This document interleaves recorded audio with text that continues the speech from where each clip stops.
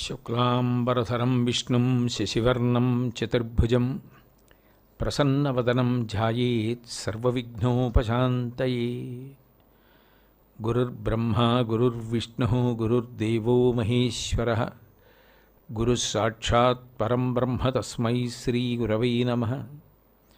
వ్యాసాయ విష్ణురూపాయ వ్యాసరూపాయ విష్ణవే నమో వై బ్రహ్మనిధయే వాసిష్ఠాయ నమో నమః. కూజంతం రామ రామేతి మధురం మధురాక్షరం ఆరుహ్య కవితాశాఖాం వందే వాల్మీకికోకిలం. శృతిస్మృతిపురాణానాం ఆలయం కరుణాలయం నమామి భగవత్పాదశంకరం లోకశంకరం. వాగర్ధావివ సంపృక్తౌ వాగర్ధప్రతిపత్తయే జగతః పితరౌ వందే పార్వతీ పరమేశ్వరౌ. సూక్తిం సమగ్రయతున స్వయమైవ లక్ష్మీ శ్రీరంగరాజమహిషీ మధురైఃకటాక్షైః వైదగ్ధ్యవర్ణగుణగుంభనగౌరవైర్యాం కండూలకర్ణకుహరాः కవయోధయంతి. హైమోర్ధ్వపుండ్రమజహన్మకుటం సునాసం మందస్మితం మకరకుండలచారుగండం బింబాధరం బహుళదీర్ఘకృపాకటాక్షం శ్రీవేంకటేశముఖమాత్మని సన్నిధత్తాం. విమలపటి కమలకుటి పుస్తకరుద్రాక్షసస్థహస్తపుటి కామాక్షి పక్ష్మలాక్షి కలిత విపంచి విభాసి వైరించి. హరి ఓం. పరమేశ్వర స్వరూపైన సభకి నమస్కారం. తరువాతి నామంలో శంకరాచార్యుల వారి యొక్క వైభవాన్ని వర్ణిస్తూ క్షేమదాయిని నమః అంటున్నారు. క్షేమము అన్న మాటకి అర్థం ఏమిటంటే అశుభమును పోగొట్టునది అని. ఎందుకనంటే అశుభము అన్నది ఉంటే దాని వలన క్షేమము చెదిరిపోతుంది. అశుభము జరిగినది అన్న మాటకు అర్థం ఏమిటంటే క్షేమముగా ఉండవలసినవి లేవు, ఉండవలసినవన్నీ ఉన్నాయనుకోండి క్షేమంగా ఉన్నారు అంటారు. చెదిరిపోయాయి అనుకోండి అశుభము జరిగినది అని గుర్తు. యోగము కలిగినది అంటే కొత్తగా వచ్చి చేరాయి అని గుర్తు. ఆయనకి వాహన యోగం పట్టిందండి అంటారు, అంటే కొత్తగా ఆయన ఇప్పుడు వాహనాన్ని పొందారు. ఆయనకి పుత్రయోగం, కొడుకు పుట్టాడండి అంటారు. యోగము కలగాలి, తాను వృద్ధిలోకి రావాలి. గృహస్థాశ్రమంలో ఉన్నవాడు వృద్ధిలోకి రాకూడదు అని ఎవ్వరూ అపేక్షించరు. గృహస్థాశ్రమంలో ఉన్నవాడు తప్పకుండా కొడుకులు కోడళ్ళు మనవలు మునిమనవలు దీర్ఘాయుష్మంతుడై అన్నీ చూడాలి. శంకర భగవత్పాదులే సౌందర్యలహరి చిట్ట చివరిలో ఒక మాట అంటారు, చిరంజీవన్నేవ క్షపిత పశుపాశ వ్యతికరః అంటారు. ఆయన చిరాయువు కావాలి, అన్ని శుభాలు చూడాలి, చిట్ట చివరికి వైరాగ్యం పొందాలి. జ్ఞానము చేత తన కర్మ పాశములను కోసేసుకుని తాను పశువు కాడు అని నిరూపించుకొని జ్ఞానము చేత పశుపతి అయిన పరమేశ్వరుని యందు ఐక్యము కావాలి. తప్ప వృద్ధిలోకి రావద్దని ఎవ్వరూ అనరు లోకంలో. కాబట్టి అశుభమును పోగొట్టేదేదో దానిని క్షేమము అంటారు. ఆ క్షేమము కలగాలి అంటే అశుభం కలగకుండా ఉండాలి అంటే ఏముండాలి అంటే ఏది శుభాన్ని ఇస్తుందో దాని గురించి ఆలోచన నడుస్తూ ఉండాలి. శరీరంతో చేయడం ఎంత మంచిదో మనసుతో పుణ్యం చేయడం కూడా అంత మంచిది. ఎందుకనంటే మీరు ఒక్కటి ఆలోచించండి, అది పాపం కానివ్వండి పుణ్యం కానివ్వండి ముందు మనసు దగ్గర ప్రారంభం అవుతుంది. ఎందుకనంటే సంకల్పము అన్నది నిన్న శంకరాచార్యులు వారు అన్నారు కదా, సంకల్పము అన్నది ఒకటి పుట్టిందనుకోండి, అది పాప సంబంధం కావచ్చు పుణ్య సంబంధం కావచ్చు, అది మెల్లిమెల్లిగా పెరుగుతుంది. సంకల్పములన్నీ కూడా మంచివి కావాలి అంటే అట్లా జరగడానికి ఒకే ఒక ఆశ్చర్యం ఏమై ఉంటుంది అంటే ఏది మంగళప్రదమో దాన్ని చూడాలి. మంగళప్రదము అన్న మాటకు అర్థం ఏంటంటే మంగళదేవత అంటారు కదా. కనకధారాస్తవంలో శంకరాచార్యుల వారు ప్రారంభంలోనే మమ మంగళ దేవతాయాః అంటారు. నాకు మంగళదేవత కావాలి లక్ష్మీదేవి అంటారు. మంగళదేవత అన్న మాటకు అర్థం ఏమిటంటే మీకు భగవంతుడు ఏ విభూతినిచ్చాడో ఆ విభూతి మీరు వృద్ధిలోకి రావడానికి కారణం కావాలి తప్ప ఆ విభూతి మీరు పాడైపోవడానికి కారణం కాకూడదు. మీకు ధనం ఉందనుకోండి, ఆ ధనం చేత మీరు పుణ్యాన్ని సంపాదించుకోవాలి. ఆ ధనాన్నే ధార్మికంగా ఇంకా పెంచుకునే ప్రయత్నము చేయాలి. ఒక వయసు వచ్చిన తర్వాత దాని మీద ఏ విధమైనటువంటి సంగమ లేని వైరాగ్యమును పొందాలి. కాబట్టి ఏది మీకున్నదో దాని వలన పాడైపోకూడదు. ధనం ఉంది కదా అని గర్వం వచ్చి, ధనం ఉంది కదా అని అతిశయం వచ్చి, ధనం ఉంది కదా అని పాపకార్యాలకి ఖర్చు పెట్టి తాను పాడవకూడదు. అధికారం ఉన్నది, అధికారం గొప్పది, కానీ అధికారం ఉన్నది కదా అని దుర్వినియోగం చేయడం, అది బంధుప్రీతి, ఆశ్రిత పక్షపాతము ఇటువంటి వాటికి ఉపయోగించడం, అది పాపహేతు. అదే అధికారాన్ని సక్రమంగా వినియోగించి 10 మంది అభ్యున్నతి కొరకు వాడడం, అది పుణ్యహేతు. ఏది మంగళదేవత అవుతుంది అంటే మీకు భగవంతుడు ఏది అనుగ్రహించాడో ఆ అనుగ్రహించిన దానిని మీరు మీ అభ్యున్నతి కొరకు తప్ప మీరు పాడైపోవడానికి వాడుకోకుండా మిమ్మల్ని నియంత్రించి మీ మనసును ఎప్పుడూ మంచి ఆలోచనల వైపుకి నడిపిస్తూ మీకున్న విభూతులన్నీ మీరు వృద్ధిలోకి రావడానికి పనికొచ్చేటట్టుగా ఖర్చు పెట్టించగలిగిన, బుద్ధి ప్రచోదనం చెయ్యగలిగిన దేవతాస్వరూపానికి మంగళదేవత అని పేరు. అటువంటి మంగళదేవత అన్న మాట అనవలసి వస్తే అటువంటి మంగళప్రదులు ఎవరు అంటే నిజానికి గురువు. గురువు కన్నా మంగళప్రదుడు లోకంలో ఉండడు. మీరు శంకరాచార్యుల వారి వంక రోజు కాసేపు చూడడం, శంకర భగవత్పాదుల యొక్క పాదములను ధ్యానం చేయడం, శంకరాచార్యుల వారు ఇచ్చినటువంటి వాంగ్మయాన్ని చదువుకుంటూ ఉండడం, ఆయన ఇచ్చిన స్తోత్రాల్ని పరిశీలించడం చేస్తున్నారనుకోండి, అది ఏమవుతుంది? ఆయన ఏం చెప్తున్నారో దాన్నే చెయ్యాలన్న అనురక్తి కలిగి అటువైపు వెళ్ళిన వాడికి శుభ పరంపరలు వస్తాయి తప్ప అశుభం వచ్చే అవకాశం ఎక్కడుంది అసలు? ఎందుకంటే ఆయన ఎప్పుడు చెయ్యకూడని పని ఆయన చెప్పరు, నిషేధం ఆయన చెప్పరు, ఆయన విధి చెప్తారు. ఇలా నడుచుకో, ఇలా ఉండు, ఇలా వృద్ధిలోకి రా అని చెప్తారు. అప్పుడు శంకరాచార్యుల వారి యొక్క ధ్యానము, వారు చెప్పినది వినడం, వారు ఇచ్చినది చదవడం, వారికి నమస్కరించడం, వారిని పూజించడం కన్నా క్షేమదాయకమైన విషయం ఏముంది? గురువుగారు చెప్పింది పాటించడం అంటే ఇంకంతకన్నా క్షేమకరమైన విషయం లోకంలో ఇంకోటి లేదు. ఎందుకంటే ఆత్మబుద్ధి సుఖం చైవ గురుబుద్ధిర్విశేషత అని తనకి తానుగా తీసుకున్న నిర్ణయం సుఖాన్ని ఇస్తుంది. కానీ గురువుగారు చెప్పిన నిర్ణయం ఏది ఉంటుందో అది చాలా విశేషమైనది. గురుబుద్ధిర్విశేషత అని. అందుకని గురువు చెప్పిన వాక్యాన్ని పట్టుకుని అనుష్ఠానంలోకి తెచ్చుకున్న వ్యక్తి ఎవరున్నాడో ఆయన క్షేమాన్ని పొందుతూ ఉంటాడు. అసలు నిజానికి ఈ క్షేమం, మంగళం, శుభం ఈ మాటలన్నీ పర్యాయ పదాలుగా ఎవరికి అన్వయం అవుతాయంటే శివుడికి అన్వయం అవుతాయి. శివ అనగా ఏమి అని మీరు అమరకోశాన్ని పరిశీలించారనుకోండి, శివ అన్న 2 అక్షరాలకే అర్థం చెప్తారు. చెప్తూ మంగళము, శుభము, కళ్యాణము, శోభనము ఇవన్నీ శివుడు. అంటే సాక్షాత్తు శివుడు శంకరుడిగా వచ్చాడు. శివ అంటే ఉత్పత్తి స్థానం, అన్ని మంగళములకు కేంద్రం అదే, ఇంకా అంతకన్నా ఇంకోటి లేదు. అందుకని నమ శివాయచ శివతరాయచ. అటువంటి శివుడు పంచిపెట్టడానికి వచ్చి అందరికీ పంచిపెట్టేస్తే ఆ శుభాలు, అప్పుడు శంకర శం కరోతి ఇది శంకర. ఆయన వచ్చి పంచిపెడుతున్నారు. పంచిపెడుతున్నాయన పంచిపెడుతూ ఉంటే నేను పుచ్చుకోనని కూర్చున్నవాడిని ఎవడు ఉద్ధరించగలడు? పంచిపెడుతున్నాయన ఎవరున్నారో ఆయనకి నమస్కారం చేసి కూర్చుని ఆయన ఇచ్చింది పుచ్చుకుంటే మనకి క్షేమంగా ఉంటుంది. ఆయన అపారమైన వాంగ్మయాన్ని ఇచ్చారు. అందులో ఒక్క శ్లోకం, ఒక్క స్తోత్రం, ఒక్క ప్రకరణం, ఒక్క వ్యాఖ్యానం నేర్చుకున్న జీవితం ఒబ్బిడైపోతుంది. ఆయనే అంటారు, భగవద్గీత కించిదధీత గంగాజలలవ కణికాపీత సకృదపియేన మురారి సమర్చ క్రియతే తస్య యమేన న చర్చ అంటారు.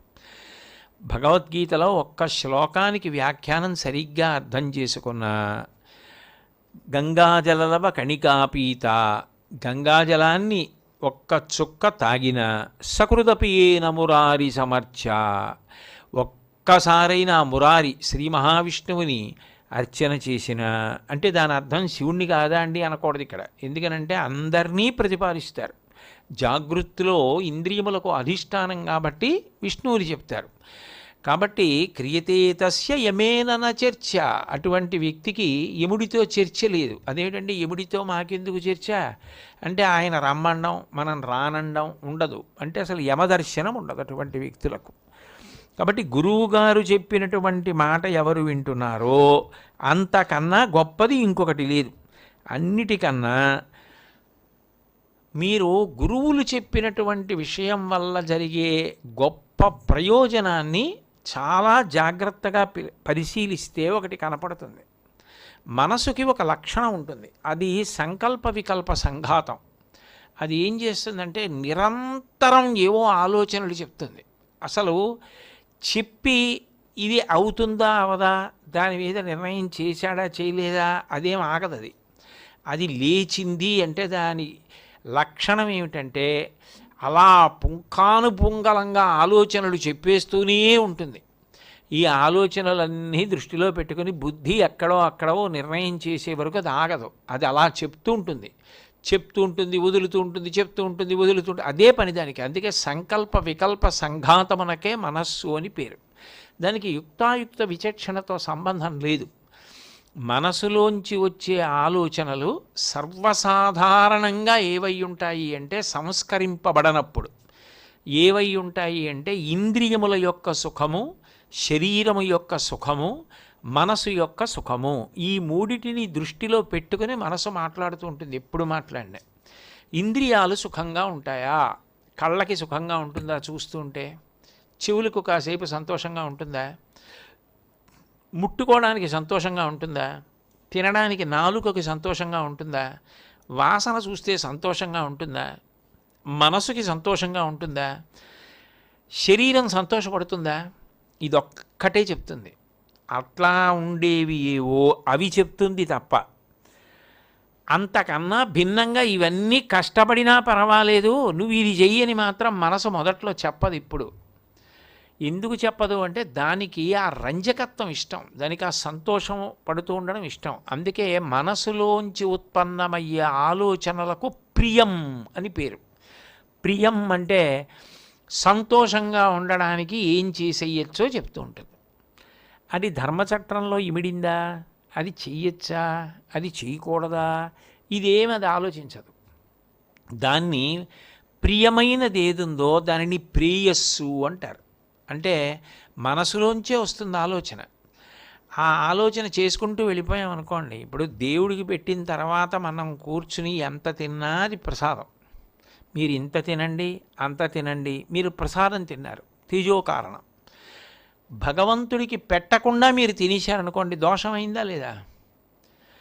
అంతసేపు ఆగలేనండి, చూస్తుంటే నాకు చాలా నదరగా ఉంది, నేను నోట్లో వేసుకోవలసిందే అని వేసేసుకున్నారనుకోండి, దోషమైంది. ఈశ్వరుడికి నివేదన చేసి కళ్ళకద్దుకుని నోట్లో వేసుకున్నారనుకోండి, ప్రసాదమైంది. ఇప్పుడు ప్రియం అంటే అనుభవించేయి అంటుంది. ముందు సంతోషం పొందాలి, అనుభవించేయి. దానికి ఇంకా మళ్ళీ నువ్వు ఈ చట్రాలు ఇవి అన్నీ తీసుకురాకు, అది సంకల్పం చేసుకుంటూ వెళ్ళిపోతుంది. ఈ ప్రేయస్సు దానికి అలవాటు, ఈ ప్రియం దానికి అలవాటు. కానీ అది ఏమవుతుందంటే అందులో పాపము ఉండే అవకాశం చాలా ఎక్కువ ఉంటుంది. ఎందుకంటే అది నియమం గురించి ఆలోచించదు. నియమాలు, నిబంధనలు, వైదికం, ఆచారం, సదాచారం, శాస్త్రప్రోక్తం, గురుప్రోక్తం, ఇవన్నీ దానికి అనవసరం. సంతోషపడ్డావా లేదా, అప్పుడు అది ప్రేయస్సు చెప్తూ ఉంటుంది. ప్రియమైనది అనుభవించు అని చెప్తుంది. గురుస్పర్శ తగిలిందనుకోండి మనసుకి, గురువుగారు చెప్పింది పుచ్చుకుందనుకోండి, అది పుచ్చుకుంటే ఏమైపోతుంది అంటే శ్రేయస్సుగా మార్చుకుంటుంది.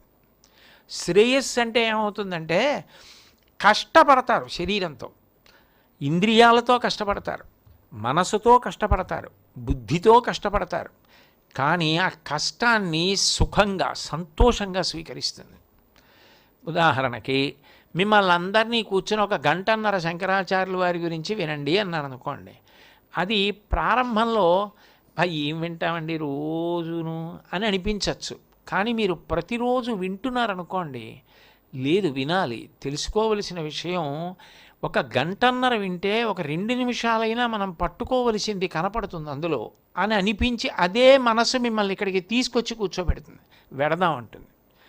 ఆ తర్వాత దాన్ని పట్టుకుని స్మరిస్తుంది. అది ఏం చేస్తుందంటే రేపు మీతో మంచి పని చేద్దాం అంటుంది. మంచి పని చేస్తే శరీరం బడలిపోతుంది కదా అంటే బడలకుండా పుణ్యం ఎక్కడి నుంచి వస్తుంది? ఉత్సాహంగా బడలిపోతే బడలిపోని, మనకు ఉన్నది ఖర్చు అయితే అవని, వెంట వస్తుందా ఏమి విన్నాం కదా అంటుంది. అంటే ప్రేయస్సు శ్రేయస్సు అవుతుంది. శ్రేయస్సు అంటే శ్రియం, శ్రియం అంటే లక్ష్మీదేవి యొక్క అనుగ్రహం.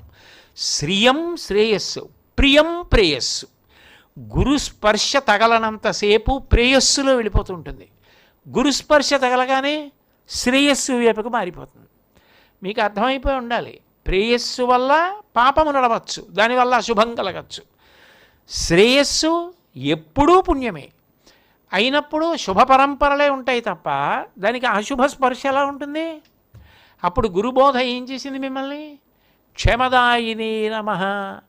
గురువుగారి మూర్తిని మీరు స్మరించిన, గురుపాదములను స్మరించిన, గురుపాదములను మానసికంగా తల మీద పెట్టుకుని ధ్యానం చేసిన, గురువుగారు చెప్పింది జ్ఞాపకంలో ఉంచుకున్న, దాన్ని మళ్ళీ మళ్ళీ గుర్తు తెచ్చుకున్న, తత్ప్రకారంగా నడుచుకున్న, దాని ఫలితమేమి అంటే క్షేమమే.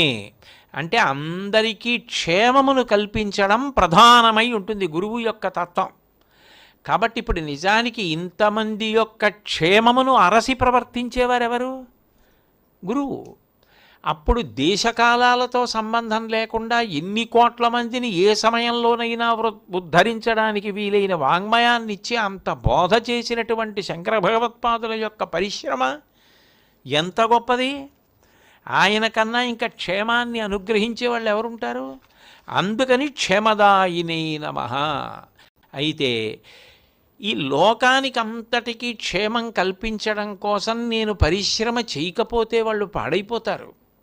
కాబట్టి నేను చేయకపోతే వాళ్ళకి ఎలా తెలుస్తుంది అనాలంటే చాలా ఓర్పు ఉండాలి.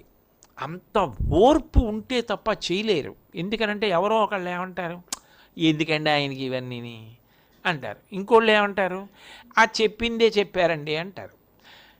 ఎవరు ఏమననివ్వండి, ఒకటికి 10 మాటలు చెప్పకపోతే ఎట్లా గుర్తుంటుంది? కాలంలో విస్మరింపబడుతుంది. అవి ఏవీ పట్టించుకోకుండా అట్లా తాను నిరంతర బోధ చేస్తూనే ఉండాలి. అంటే ఎంత ఓర్పు కలిగిన వారు ఉండాలి. ఆయనని పరిశీలిస్తే మనకు కూడా వస్తుంది ఆ ఓర్పు. అందుకని ఆయన క్షమాకరాయ నమః. క్షమ అన్న మాటలో కేవలం ఏదో ఓర్పు పట్టడం కాదు. ఆ ఓర్పు వెనక ఏముంటుంది అంటే ప్రేమ ఉంటుంది. తల్లి చూడండి, పిల్లల్ని సాకేటప్పుడు ఎంతో ప్రేమతో సాకుతుంది. చిన్నతనంలో ఏ పిల్లలు మాత్రం అమ్మ చెప్పిన మాట అంతా వింటారు? ఎవరు క్రమశిక్షణగా ఉంటారు? ఎవరు తల్లిని ఆ వయస్సులోనే సుఖపెట్టేయడానికి సిద్ధంగా ఉంటారు? అమ్మ ఒకటి చెప్తే వాళ్ళు ఒకటి చేస్తారు. ఓ 80 పిల్లలు ఉన్నారనుకోండి, నూతి చెప్తా మీద అమ్మ మొట్టమొదటి పిల్లాడితో మొదలుపెట్టి స్నానం చేయించి 8వ వాడిది అయిపోయి అమ్మయ్యా అని నడుము నొక్కుని నడుము నొప్పి తగ్గిందని, అమ్మయ్య 8వ వాడిది అయిపోయిందని చప్టామించి పైకి లేచేటప్పటికి మొదటివాడు దుమ్మోసుకుని ఉంటాడు.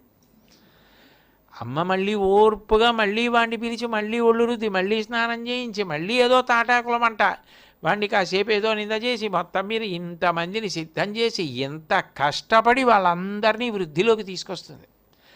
ఇప్పుడు ఆ పెంచడంలో అమ్మకి వాళ్ళు చేసినటువంటి దోషములను మన్నించడానికి కారణం ప్రేమ. ప్రేమ చేత మన్నిస్తోంది తప్ప అబ్బా నేను భరించాలి తప్పదు, నాకు ఈ దిక్కుమాలిన పదవి ఒకటి ఉంది తల్లి పదవి అందుకని నేను ఓర్పు పట్టాలని ఆవిడ పట్టట్లేదు. ఆవిడ ఓర్పు ప్రేమ చేత వచ్చేసింది. ఆ ప్రేమ, తల్లి ప్రేమ ఎంత నిష్కల్మషంగా, ఎంత ప్రతిఫలాన్ని ఆశించకుండా కేవలం బిడ్డ వృద్ధిలోకి వస్తే చాలు తనకి సంతోషం. తను సంతోషంగా ఉంది, బిడ్డ కష్టపడుతోంది అనుకోండి, అమ్మ అస్తమానం కళ్ళొత్తుకుంటుంది. ఎలా ఉంటుంది అంటే ఇంకా తండ్రి కన్నా తల్లికి అది ఎక్కువ. చెట్టు తొర్రలో నిప్పుందనుకోండి, పైకి చెట్టు నవనవనవల ఆడుతూ ఉంటుంది, చక్కగా ఆకుపచ్చగా ఆకులు పిందెలు పువ్వులు ఉన్నట్టు ఉంటుంది. తొర్రలో అగ్నిహోత్రం ఉంది, అది లోపల మండుతోంది. అప్పుడు ఆ చెట్టు ఎలా ఉంటుంది? అమ్మ అట్లా ఉంటుంది. అమ్మంత ప్రేమైక మూర్తి లోకంలో ఉండదు. అందుకే యథార్థంగా చెప్పాలి అంటే బిడ్డలు క్షేమంగా ఉంటే అమ్మకున్నంత సంతోషం తను క్షేమంగా ఉండడం వల్ల ఉండదు, తను పొందడం వల్ల ఉండదు. పిల్లలు వృద్ధిలోకి వస్తూ ఉంటే అమ్మకి ఎంత సంతోషమో. నిజానికి అమ్మ ఆయుర్దాయం దాని మీద ఆధారపడి ఉంటుంది కూడా. కాబట్టి ఆ ప్రేమ శంకరాచార్యుల వారిది. అయితే ఆయన ప్రేమ ఎంత గొప్పదో, ఆ ప్రేమతో చేసేటప్పుడు అమ్మ ఎన్ని ఇబ్బందులు పడుతుందో అంతకి కోట్ల రెట్లు ఆయన పడాలి. ఎందుకని? అమ్మకి 4, 5, 10 మందో, ఆయన యావత్ భారతం ఆయన కార్యక్షేత్రం. కోటాను కోట్ల మందితో పడాలి ఆయన. అందులో క్షమ అన్న మాట గురించి ఓ మాట చెప్తారు. బాహ్యే చాధ్యాత్మికే చైవ దుఃఖే చోత్పదితే సతి న కుప్యతి నవాహంతి సాక్షమా పరికీర్తిత అంటారు. బయట నుంచి ఎన్నో ఇబ్బందులు వస్తూనే ఉంటాయి. ఒకటి ప్రయాణం. ఆ రోజులలో ప్రయాణం ఆసేతు హిమాచలం చెయ్యాలి అంటే ప్రయాణ సాధనాలు ఎక్కడానికి వీల్లేదు. సన్యాసాశ్రమం మోస్తే శిష్యుల పల్లకీలో తీసుకెళ్ళాలి, లేకపోతే పాదచారియే వెళ్ళాలి. చాలా చోట్ల శంకరాచార్యుల వారిని చంపేయాలనే ప్రయత్నం చేశారు. అనేక చోట్ల ఆయన్ని చంపేయాలి, ఆయనతో వాదించలేం, ఆయన వస్తున్నారు, ఆయన్ని గుట్టు చప్పుడు కాకుండా ఆయన్ని హతం చేసేయడమే అని నిర్ణయం తీసుకున్న ప్రదేశాలు ఎన్నో ఉన్నాయి. ఒకానొకప్పుడైతే కాలభైరవోపాసన చేసి ఆయన వచ్చేటప్పటికే కాలభైరవుణ్ణి ప్రసన్నం చేసి ఆయన మీదకి పంపించారు. కాలభైరవుడు శంకరాచార్యుల వారిని చూసి, మహాపురుషుడు, శివాంశ సంభూతుడు, లోకక్షేమం కొరకు వచ్చినవాడు, మీరు ఆయన మార్గంలో వెళ్ళండి తప్ప ఆయన జోలికి నేను వెళ్ళనన్నాడు. అంటే దేవతోపాసన చేసి దేవతల్ని కూడా పంపించారు ఆయన మీదకి. ఆయన చేసేటటువంటి మంచి, ఆయన ఓర్పు, ఆయన పట్టుదల, ఆయన దక్షత చూసి దేవతలు కూడా అంత ప్రసన్నులయ్యారు. చంపేద్దామనుకున్న వాళ్ళు కూడా ఆయనకి శిష్యులైపోయారు. ఎంత కష్టపడ్డారో, ఎంత నడిచారో. 32 ఏళ్లలో ఆసేతు హిమాచలం నడిచి అంతమందితో మాట్లాడి మెప్పించడం అంటే చిన్న విషయం కాదు. ఆధ్యాత్మికమైనటువంటి సమస్య ఉంటుంది ఓర్పులో. ఆధ్యాత్మికమైన సమస్య అంటే శరీరము అన్ని వేళలా అనుకూలించదు. ఒక్కొక్కసారి శరీరం ప్రతికూలంగా ఉంటుంది.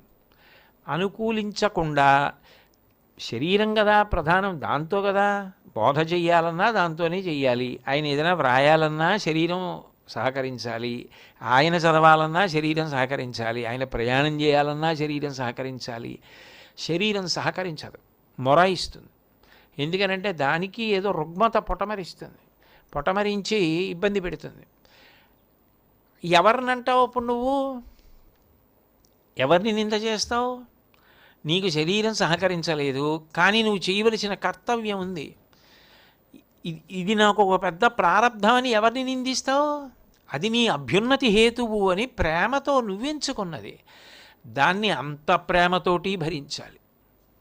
అంత ప్రేమతోటి జ్వరంగా ఉన్నా కూడా, ఆయనకేమో వంట రాదు, పిల్లలేమో చిన్నవాళ్ళు, 104 జ్వరంతో ఉన్నా లేచి పప్పు అన్నం చారు అయినా వండి పడుకున్న అమ్మలా అంత శరీరం సహకరించకపోయినా తాను చెయ్యవలసింది మాత్రం వైక్లభ్యం లేకుండా తాను చేస్తూ ఉండాలి.